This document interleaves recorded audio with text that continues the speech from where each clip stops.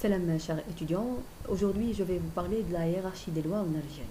Effectivement, il est important de connaître les différentes lois et codes qui régissent la profession médicale.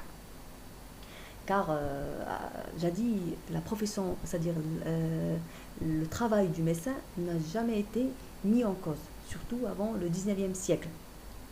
Il n'a jamais été jugé par le malade ou bien la société. Mais avec l'évolution et le développement rapide de la science médicale, à savoir actuellement on peut donner naissance à des enfants en dehors de l'utérus, c'est la PMA, comme on peut transplanter des organes, voire des viscères d'un mort vers un vivant. Toutes ces nouvelles méthodes qui permettent d'améliorer la qualité de vie de l'être humain nécessitaient un cadre législatif pour la contrôler.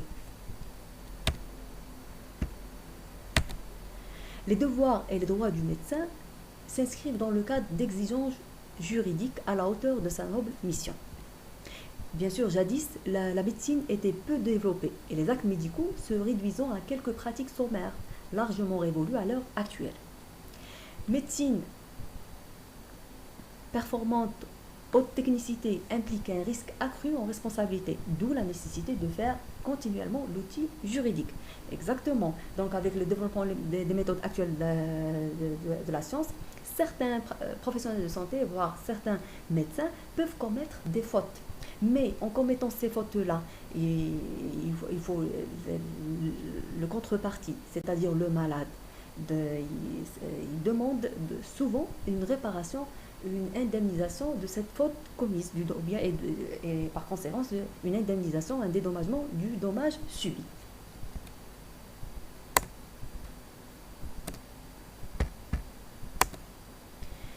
Les axes de protection et promotion de la santé. Elles contiennent le développement de la prévention, la distribution des soins en fonction des besoins de la population, la protection sanitaire prioritaire des groupes à risque et l'éducation sanitaire. La loi sanitaire, parmi les lois, plutôt c'est la loi principale qui régisse ce cadre médical, qui régisse cette profession médicale. La loi sanitaire est constituée d'un ensemble de chapitres réunis en plusieurs titres. Chaque chapitre regroupe des articles de loi traitant des aspects fondamentaux de l'exercice de la profession médicale. La santé mentale, c'est l'ensemble des mesures de traitement des malades mentaux.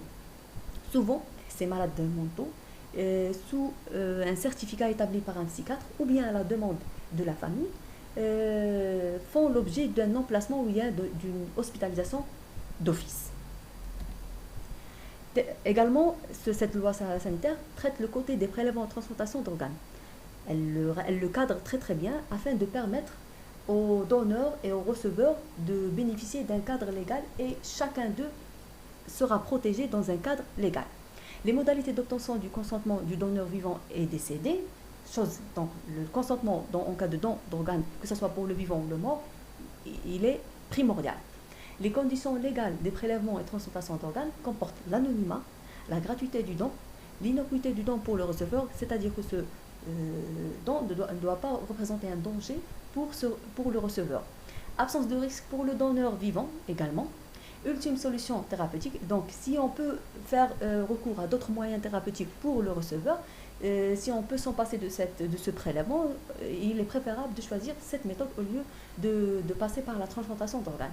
Majorité, faculté de discernement, liberté civique, c'est-à-dire on ne peut pas effectuer ce prélèvement d'organes en vue de transplantation chez une personne mineure ou personne privée de discernement, c'est-à-dire une personne qui souffre de troubles mentaux, à savoir de démence, de troubles psychiques, etc.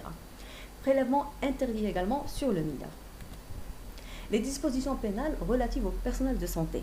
Il y a également le code pénal algérien qui contrôle cette profession médicale. Donc, elle prévoit des sanctions en cas d'infraction commise dans un cadre, dans un cadre médical. Le cas d'exercice illégal des professions médicales. L'inobservation de l'obligation de secret professionnel, qui est également, tout ça, ils sont prévus dans la loi sanitaire et dans le code pénal algérien. Bien sûr, les sanctions sont prévues dans le code pénal algérien. le refus de déférer aux réquisitions, c'est-à-dire de répondre à une réquisition émanant d'une autorité publique.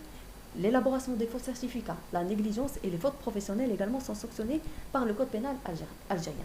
Dans l'ancienne loi sanitaire numéro 90-17 du 31 juillet 1990, il y a eu création d'un Conseil national d'éthique et des sciences de la santé. Il y a également conditions de l'expérimentation humaine et les essais thérapeutiques qui sont cadrés par la loi sanitaire. Il y a le signalement également des sévices sur les enfants et les personnes privées de liberté. La déclaration de maltraitance sur les personnes actuellement selon la nouvelle loi sanitaire, on les appelle les violences à l'égard des personnes vulnérables. Qui sont ces personnes vulnérables? Les personnes âgées, les femmes, les enfants et les personnes, les incapables majeurs. Le code pénal, le domaine pénal et le domaine des sanctions. Il concerne toute atteinte volontaire et involontaire de l'intégrité corporelle. Il touche également à l'exercice illégal de la médecine. Il touche en cas également de violation de secret professionnel, en cas de non-assistance à une personne en danger.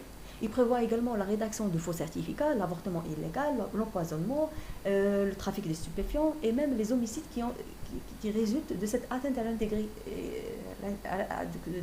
l'intégrité physique. Et par conséquent, l'homicide peut résulter de plusieurs faits. Le code de procédure pénale. Les articles de loi relatifs aux modalités d'exécution de diverses opérations judiciaires, notamment la réquisition. La réquisition qui veille sur l'application de cette procédure, c'est bien les autorités judiciaires. C'est eux qui vont réquisitionner, bien solliciter le médecin, dans le cadre médical, afin de procéder ou bien d'accomplir une certaine mission. On trouve toutes ces instances, par exemple, dans l'article 62 du Code de procédure pénale algérien. Le code civil également, il relève du domaine de la réparation. En cas de faute médicale commise, donc il faut une réparation du dommage. Bien sûr, en prouvant la relation cause à effet entre la faute commise et le dommage subi. Quand la victime, dans ce cas-là, c'est le malade, demande après une réparation d'un dommage subi ou bien causé par le médecin, là on est dans le cadre civil. Le code civil est le domaine de la réparation, plutôt le côté civil est le domaine de la réparation des préjudices occasionnés. Dans le domaine médical, la juridiction civile est saisie à chaque fois qu'un acte médical fautif a eu pour conséquence des préjudices sur la santé du malade.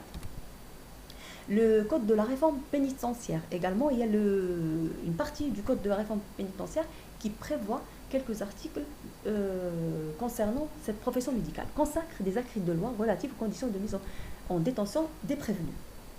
Ces personnes-là c'est des personnes qui ont un statut à part car elles sont privées, soit pendant une longue durée, voire soit pendant une certaine durée, d'une durée limitée, de leur liberté. Également la Constitution, c'est-à-dire Destour. La Constitution également, il comporte plusieurs articles et il veille à la protection du citoyen comme une entité physique et morale. La Constitution garantit les droits et libertés individuelles et protège la règle du libre choix du peuple. Dans son article 54, tous les citoyens ont droit à la protection de leur santé. Ça, c'est un droit. Donc, la santé, l'accès à la santé est un droit pour tous les citoyens. L'article 34, l'État garantit l'inviolabilité de la personne humaine. Toute forme de violence physique ou morale ou d'atteinte à la dignité est proscrite. Donc, on ne peut pas toucher à l'être humain. C'est prévu par la Constitution. Il y a également le Code de la famille qui prévoit un côté de la profession médicale. Toute personne complètement ou partiellement incapable du fait de son jeune âge ou de sa démence est légalement représentée par un tuteur légal. Donc, si on a affaire à des mineurs, vous, les futurs professionnels de santé, vous avez affaire à un mineur ou à une personne, à un incapable majeur, c'est-à-dire une personne qui présente des troubles, elle ne peut pas se prendre en charge. Voilà. Là, il faut faire appel au tuteur légal. Vous ne pouvez pas traiter avec cette personne, ces personnes-là, parce que c'est des personnes qui nécessitent des représentants légaux. Tout ça est prévu dans le Code de la famille. La Déclaration universelle des droits de l'homme, adoptée et proclamée par l'Assemblée générale des Nations unies en 1948. Et donc, cette charte internationale visant à la protection et la promotion des droits fondamentaux de l'homme. Donc il y a le droit de l'homme qui prévoit la protection de l'homme, constitué de 30 articles dédiés au respect des libertés et de la dignité de la personne humaine. Donc cette question de respect de l'être humain comme une entité physique et morale, elle revient toujours. Donc tout ça, disons, tout ça s'exerce dans l'intérêt de protéger l'être humain. Convention relative aux droits de l'enfant, adoptée par l'Assemblée générale des Nations unies le 20-11-1989, vise à la protection de l'enfance dans le monde. Cette convention elle est constituée de 54 articles ratifiés par l'Algérie en 1992, le 19 décembre 1992. Voilà, ça c'était d'une façon très courte et bref un résumé sur les textes législatifs et réglementaires qui touchent ou bien qui abordent ce côté légal de la profession médicale. Je vous remercie pour votre attention. Merci.